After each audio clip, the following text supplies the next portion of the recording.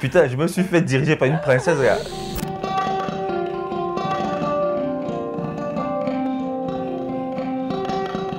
Moi, c'est Kani Sissoko, photographe malienne. Bah, écoute, moi, c'est Yvon Gassam, artiste visuel. Je vis et travaille au Cameroun. On s'est rencontrés au Bénin à l'occasion de la quinzaine africaine de la photographie. Voilà, Kani, elle a un regard, une sensibilité dans le regard qu'on retrouve dans son travail, qui m'a toujours fasciné et qui continue d'ailleurs à me fasciner. Bon, pour cette raison, je mûrissais le fantasme secret de travailler avec elle sur un projet.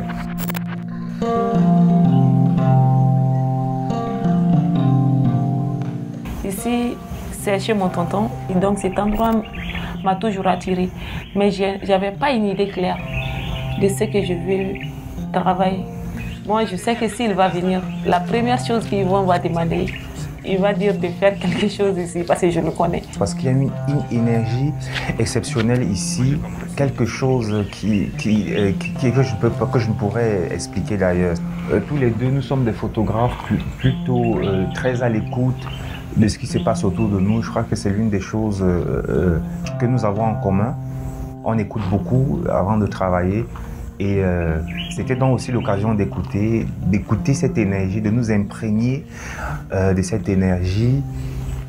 Bien entendu, de discuter aussi avec Tonton Bala, parce que quand Tonton Bala nous a parlé de son histoire, c'est quelqu'un de très très libre, de très humain. C'est quelqu'un de magnifique. Moi, personnellement, dans ma vie, j'ai rarement rencontré des personnes de cet acabit-là, qui ont cette attitude, qui ont ce relâchement, qui ont ce détachement aussi de tout le matériel que nous impose le consumérisme dans lequel nous sommes.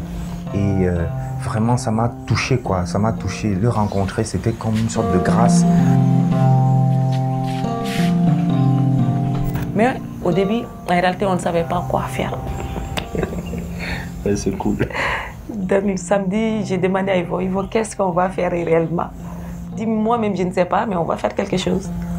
Donc le dimanche, quand on s'est réveillé, on est venu, on est parti s'asseoir là-bas. Voilà, et midi, voilà, tu sais ce qu'on va faire? On ne va rien décider. Laissons guider par l'énergie de cet endroit.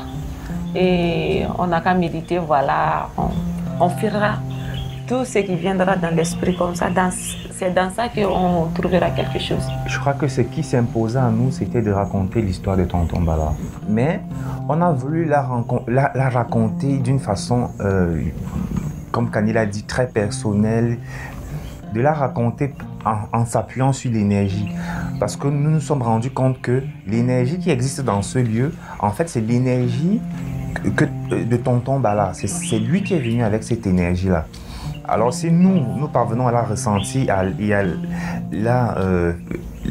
l'interpréter de manière picturale, on parlerait sûrement de Tonton Bala. C'est aussi une façon de, comment dire, de jauger, je saurais comment expliquer ça, oui, peut-être de jauger notre capacité à ressentir les choses. Parce que nous avons peut-être discuté avec Tonton Bala, mais nous ne sommes pas allés dans les détails. Et les détails que nous faisons, sur lesquels nous travaillons en photo, c'est celles que nous espérons obtenir de cette énergie-là, en interprétant cette énergie-là. Et le défi est, à la fin, d'avoir une vraie discussion avec Tonton Bala, qui sera probablement, s'il accepte, enregistré. Et cette discussion-là cet échange-là fera partie de l'exposition, c'est-à-dire de la présentation finale que nous ferons. Et il sera question de voir si les photos que nous avons faites en amont correspondent avec ce que nous pensons de lui et que lui, il va raconter.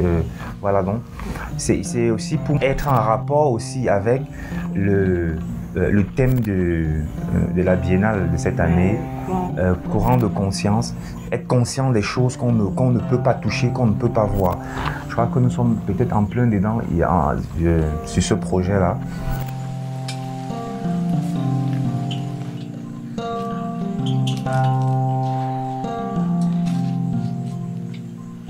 Il vit seul ici, mais Tonton Bala, il a des enfants, il a une femme qui est qui est absente, qui n'est pas là, mais elle vit, elle n'est pas morte, mais elle n'est juste pas là. Donc on a constaté que cette absence pèse beaucoup sur tonton Bala.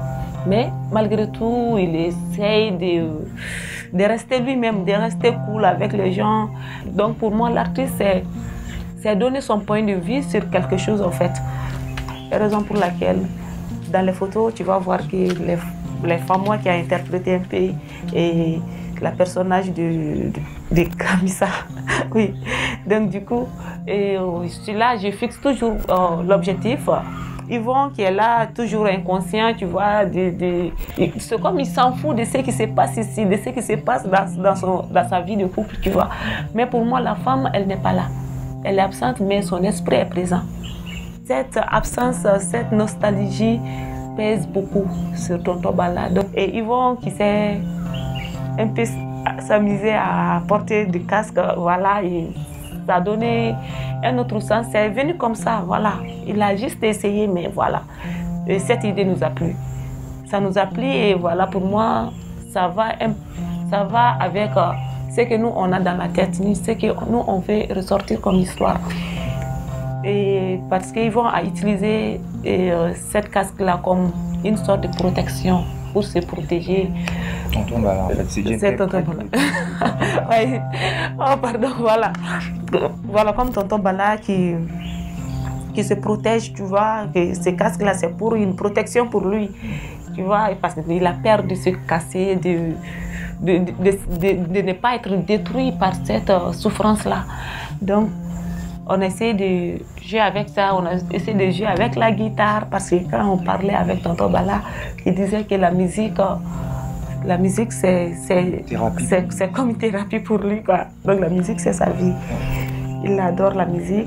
Je crois qu'il a à peu près plus de 5 guitares dans la maison, des instruments, tu vois.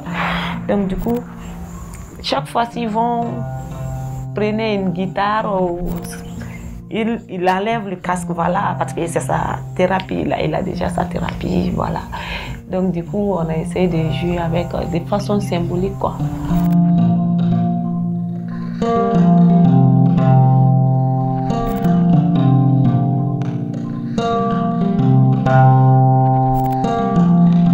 Nous n'avons malheureusement pas un mois devant nous pour travailler, on aurait bien aimé. C'est même pas 2 jours, quoi, de prise de vue. D'une journée. Voilà, d'une journée, et puis on essaye tant bien que mal de se rattraper comme ça, faire une photo après une longue journée, ou bien en fait 2 ou 3 avant d'aller bosser sur la biennale.